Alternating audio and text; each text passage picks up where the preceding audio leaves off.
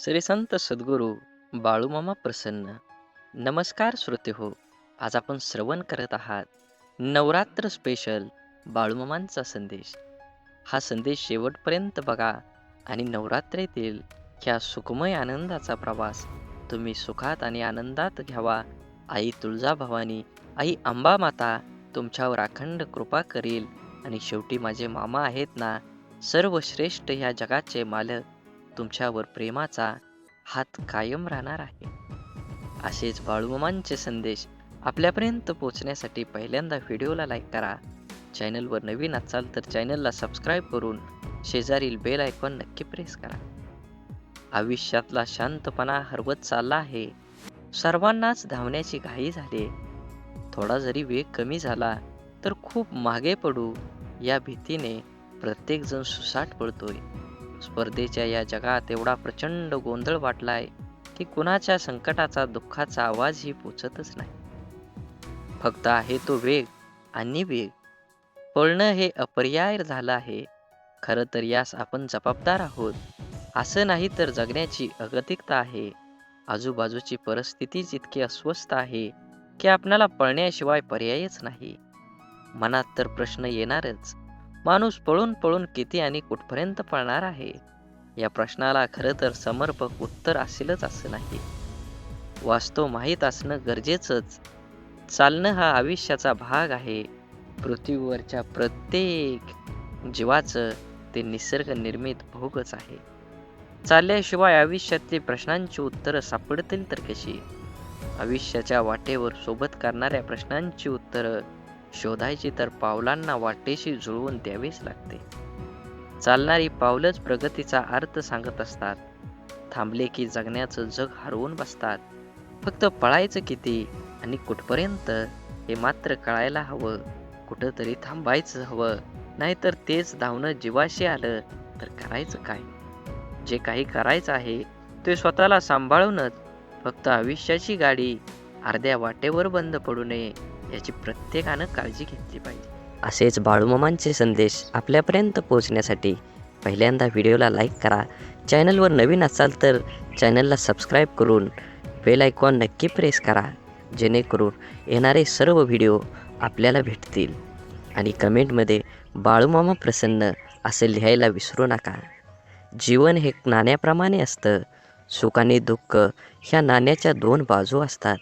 एका वेळी फक्त एकच बाजू आपल्या समोर असते, पण लक्षात असू द्या, दुसरी बाजू ही तिच्या योग्य वेळेची नेहमी प्रतीक्षा करत असते. चेहऱ्यावरचं तेज हे तुमच्या अंतःकरणातल्या विचारांवर अवलंबून असतं.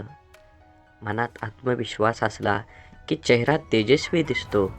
मनात इतरांविषयी प्रेम असलं की चेहरा सात्विक दिसतो. मनात इतरांविषयी आदर असला की चेहरा नम्र दिसतो. मनातले हे भावच तर माणसाला सुंदर बनवत असतात.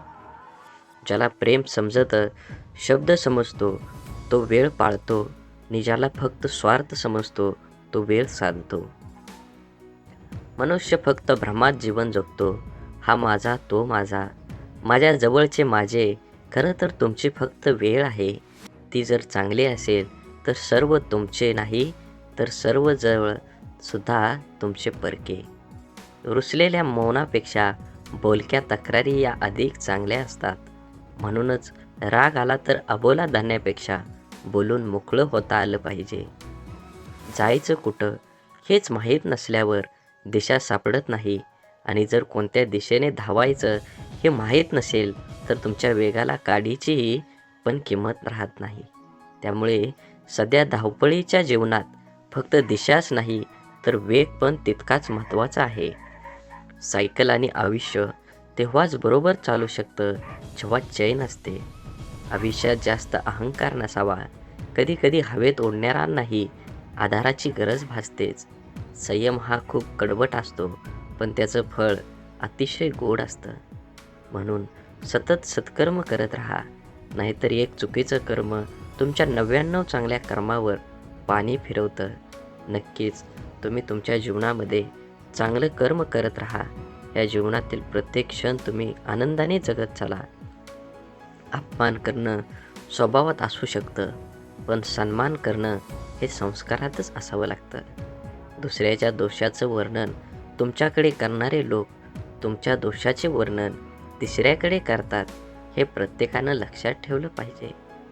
भावनांच्या तव्यावर स्वार्थाची पोळी भाजून घेणारी माणसं आपली कधीच नसतात, कारण नात्याचे पळवटणे त्यांनी फक्त तहान लागल्यावरच दिसतात. प्रत्येक वेळी घाव हे तुम्हालाच तोडण्यासाठीच नसतात, तर कधीकधी असे घाव तुम्हाला तुमच्यात असून साधारण सुधारणा करण्यासाठी असतात. त्याशिवाय तुमची किंमत मुळीच वाढू शकत नाही. तुम्ही प्रॅक्टिकलपणा, जे पण होईल ते चांगल्यासाठीच होईल. फक्त थोडा वेळ स्वतःला द्या आणि तुमच्यातील सिद्धता ओळखा, दाखवा आणि सिद्ध करा. आनंद हा सारखाच असतो, परंतु त्याला शोधण्याचे मार्ग वेगळे असतात. जेव्हा नशिबाची बेरीज चुकायला लागते ना, तेव्हा आयुष्यातून माणसांची वजाबाकी सुरू होते. अपेक्षा आणि समाधान यात अंतर एवढंच की अपेक्षा माणसाला दुःखात ठेवतं आणि समाधान माणसाला सुखात. हजारो लोकांसोबत नातं बनवणं ही मोठी गोष्ट नाही, पण एक बरोबर मनापासून टिकवणं ही खरंच खूप मोठी गोष्ट आहे. साधेपणा हे सगळ्यांपेक्षा चांगलं सौंदर्य आहे. क्षमा ही चांगली शक्ती आहे आणि विनम्रता हा सगळ्यात चांगला स्वभाव आहे आणि आपलेपणा हे सर्वात श्रेष्ठ नातं आहे. आयुष्यात काही गोष्टी अशा असतात की त्या नशिबात जरी नसल्या तरी आठवणीत मात्र आयुष्यभर राहतात. अशा गोष्टींमुळेच आपल्याला आयुष्यात जगण्याची प्रेरणा आणि आनंद मिळतो. आयुष्य आणि पुस्तकांचे व्याकरण सारखेच आहे. शब्दांची निवड चुकली की वाक्य बिघडतं आणि माणसांची निवड चुकली की पूर्ण आयुष्य बिघडतं. जीवनात कमीत कमी एक मित्र काचेसारखा आणि एक सावलीसारखा जरूर कमवा. नेहमीच काच कधी खोटं बोलत नाही आणि सावली कधी साथ सोडत नाही. म्हणून जीवनात जगत असताना नक्कीच तुमच्यासोबत चांगले व्हावे असं वाटत असेल तर नक्कीच तुम्ही तुमच्या पूर्ण वेळ हा बाळूमामांना दिला पाहिजे. म्हणून मामा म्हणतात, नेहमी कर्म चांगलं करत राहावा. कर्माच्या फळाची अपेक्षा करू नका. तुम्हाला योग्य ते फळ मिळणार आहे.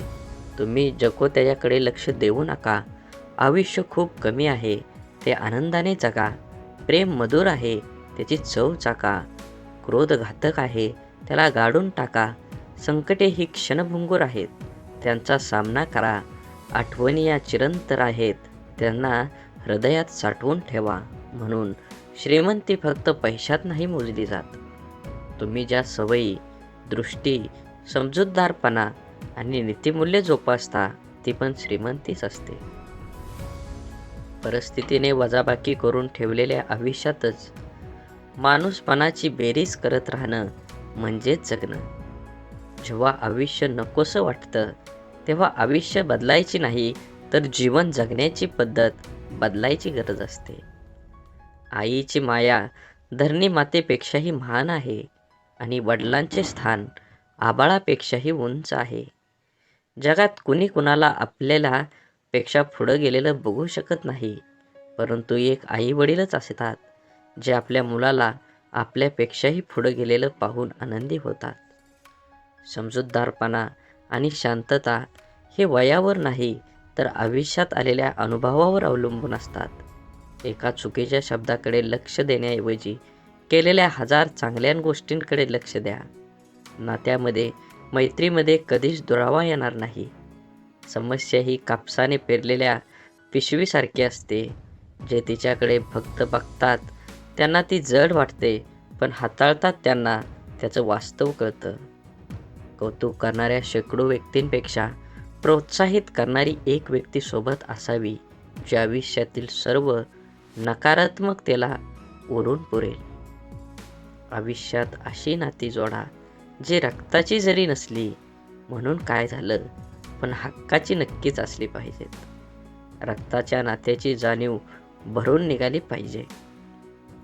जीवनात मित्र जरूर असावेत, पण ते चालणाऱ्याला पाडणारे नसावेत, तर पडणाऱ्याला उठवून चालायला लावणारे असावेत. माणुसकीच्या खेळात त्याच माणसांच्या भावनांचा खेळ होतो जो स्वतःपेक्षा जास्त दुसऱ्यांची मनं जपतो.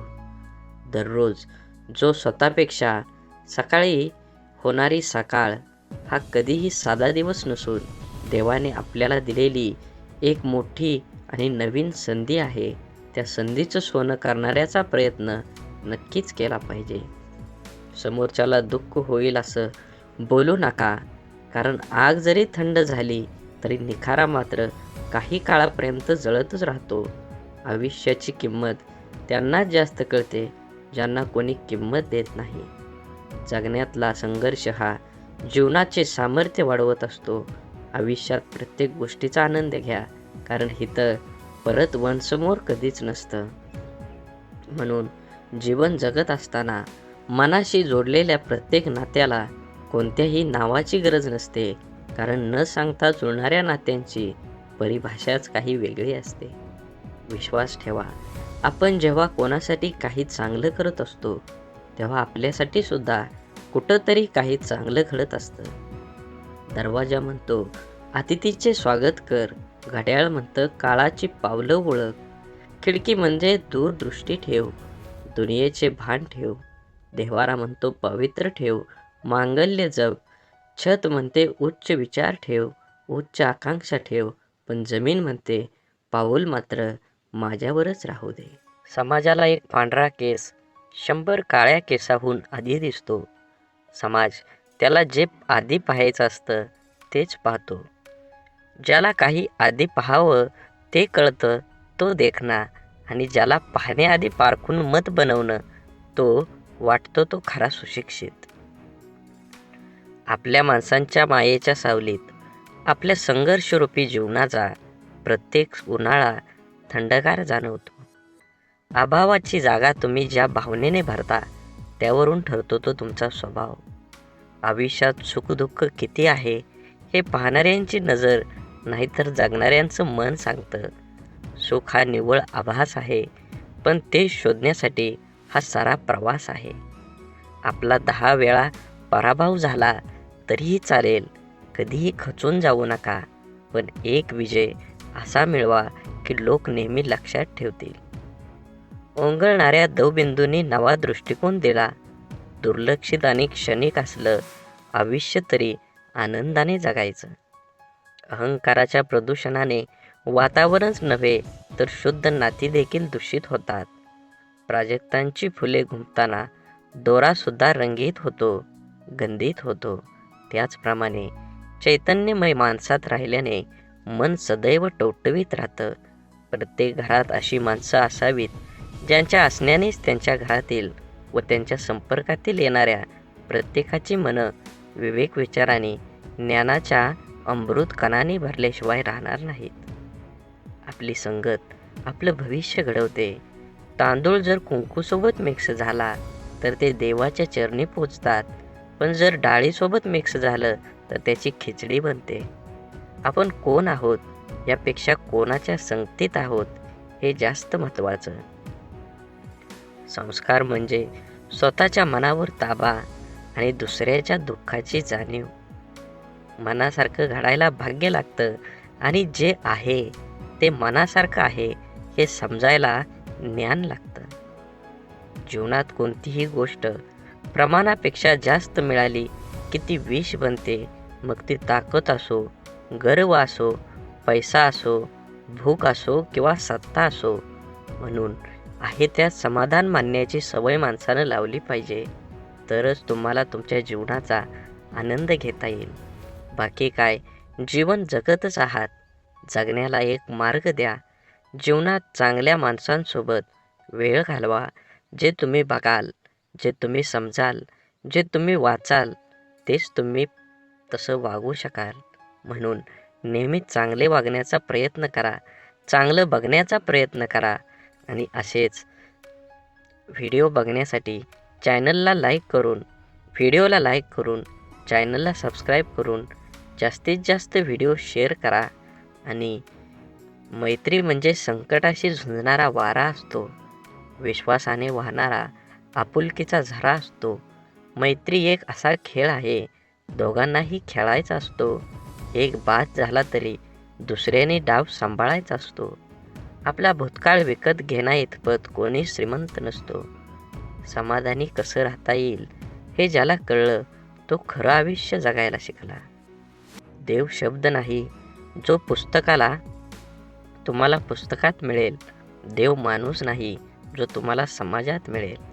देव जीवनात आहे तो तुमच्या आमच्या अंतरात्म्यात आहे. स्वतःच्या विचारानुसार चालाल तर योग्य मार्गावर जाल. लोकांचा विचार कराल तर रस्ता भटकचाल. भावनांचा आणि वेदनांचा कधीच हिशोब लावता येत नाही. त्याला ज्याच्या असतात त्यालाच कळतात. आयुष्यात सरलेले दिवस नशीब म्हणून सोडून द्यायचं आणि उरलेल्या दिवसाचं हे नवीन नशीब आपल्या हातून घडवायचं. संकटातून वाचल्याशिवाय जीवाची किंमत समजत नाही आणि जीव गुदमरल्याशिवाय श्वासांची किंमत समजत नाही. मालमत्तेचा वारस कितीही असू शकतात, परंतु कर्माचा वारस आपण स्वतःच आहोत आणि शेवटी हिशोब मात्र कर्माचाच होतो. समजूतदारपणाचा अभाव असेल तर छोटंसं कारण ही पुरेसं ठरतं वादासाठी. आयुष्याची खरी किंमत तेव्हाच कळते जेव्हा स्वतःच्या जीवनाशी संघर्ष करण्याची वेळ येते. पुस्तकाच्या पलटणाऱ्या पानांपेक्षा आयुष्याची पलटणारी पानं ही खूप शिकवून जात असतात. खूप काही अपेक्षा करावी आणि सत्यात काहीतरी वेगळंच असावं असा प्रसंग प्रत्येकाच्या आयुष्यात येत असतो.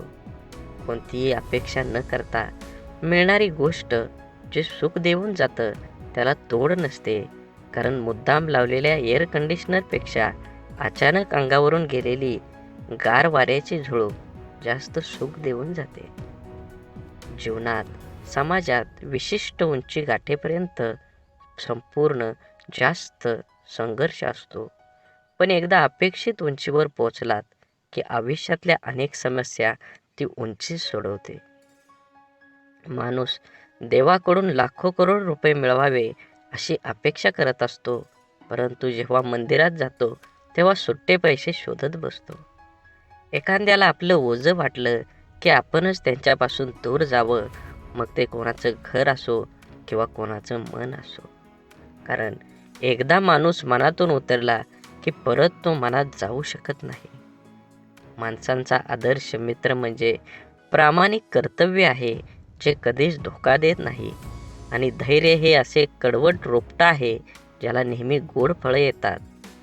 समोरच्याच्या मध्ये वाईटपणा दाखवणं सामान्य माणसांची ओळख असते आणि वाईटपणातच चांगलं शोधणं हे मात्र खास माणसांची ओळख असते. पैसा फक्त एकच भाषा बोलतो, आज तू मला वाचव, उद्या मी तुला वाचवेन. जिवंत आहोत तोपर्यंत कदर करा एकमेकांची. एकदा गेल्यावर तर सगळे स्टेटस ठेवतात, भैती हवासात हाओ. स्वतःची जिंदगी दुसऱ्याच्या दावणीला बांधू नका. ते त्यांच्या सोयीनुसार त्याच्या विचाराचा चारा खाऊ घालतील आणि तुमच्याकडून पाहिजे ती मेहनत करून घेतील. मान्य आहे, एकदा गेलेला मनुष्य हा परत आपल्यात येत नाही, परंतु आठवणी ह्या कधीच मरत नाहीत. तुम्ही जेवढा वेळ आठवण काढणार अगदी तेवढ्याच उत्साहाने आठवणी ह्या जिवंत होत राहतीलच. बोला बोला बाळूमामांच्या नावानं चांग भलं.